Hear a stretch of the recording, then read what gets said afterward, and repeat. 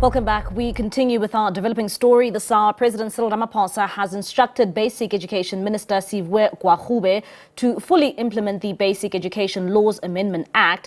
And for more on this, we now speak to Naptosa Executive Director Basil Manuel, and he joins us now via our video link. Mr. Manuel, thank you so much for your time this evening here in SABC News. Let's firstly get your reaction as Naptosa to the full implementation of the BELA Act.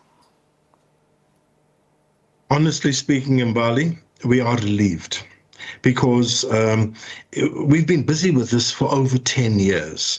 And then we had this suspension of these two clauses for 3 months, which we honestly could not understand. And of course, it polarized a lot of things and it got people up against one another.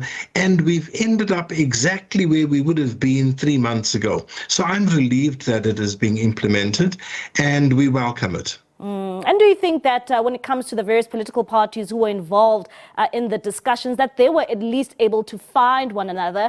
Because you'd remember the DA contesting, saying that, well, mother tongue language is at risk here. Well, in fact, I had exactly the opposite view, that it is about mother tongue. And in fact, the BELA Act is what is promoting mother tongue education. But mother tongue education doesn't mean only one language is a mother tongue. It means that every language is, and when you look at the statement of the president, that's exactly what he's saying.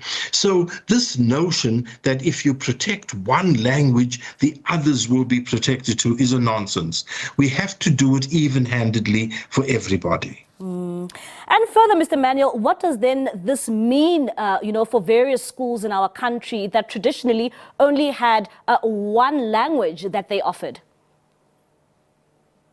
Remember, Mbali, we've never had a school that only had one language. Schools have always had a first additional language. Since time immemorial, you had to do 2 languages.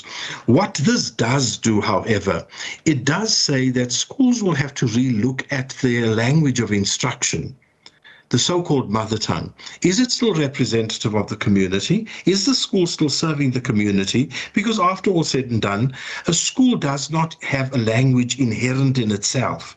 The language comes from the community around the school. And if the community has changed, then the school has to look at things afresh, look at it again.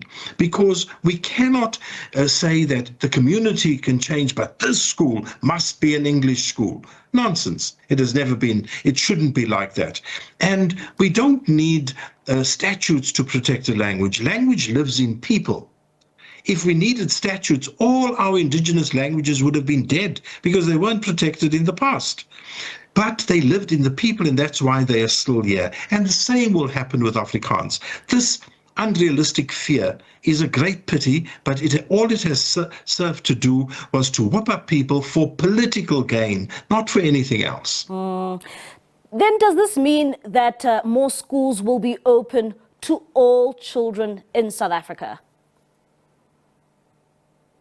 Mbali, I think it's one thing writing a statute. It's another thing making the statute live. And this has been South Africa's big problem. It is not about writing good policies and good laws. It's about giving real effect to them. And I think that is a process. It's not going to happen come Monday or come the first day of school 2025. Remember, admissions have been done, pupils have been given schools, subjects have been planned, and all that type of thing has happened. So it certainly isn't happening come next year. But there are parts of the Act that can be implemented without any additional regulations and rules and the things that make some other statutes work. Take, for example, the compulsory nature of schooling. What more do you need?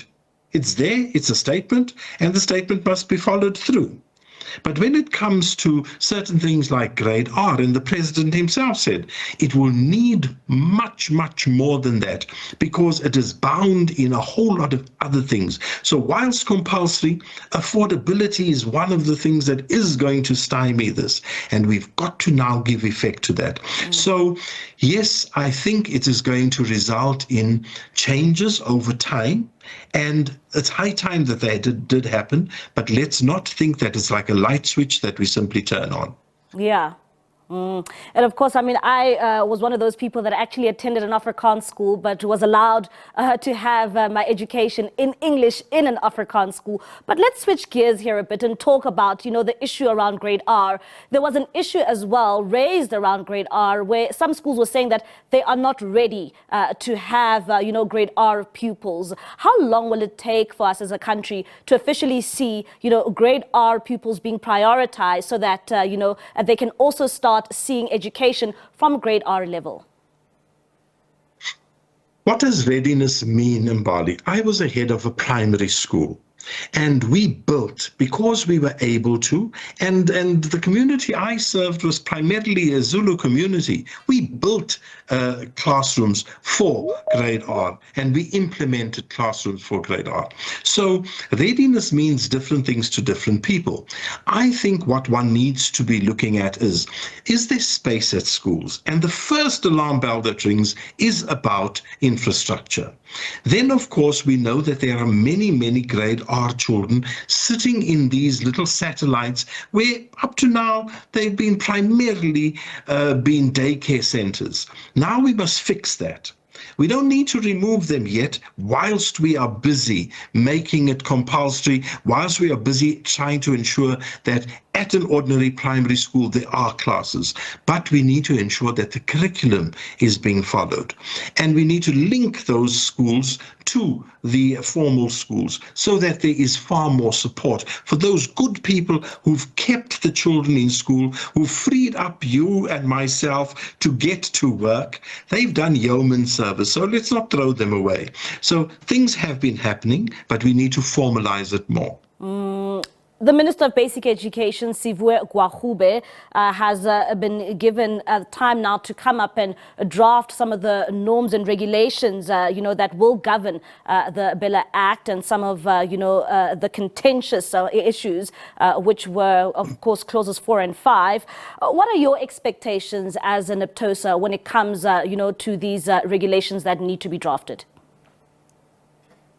Let me first say this is the norm, that it is the minister who is in charge of that portfolio. She or he has to lead the charge there when it comes to these norms and standards and regulations and directions, as there may be. What I have an issue with is a view that says we have a DA minister and she's going to do the following. No, no, no. We have a minister.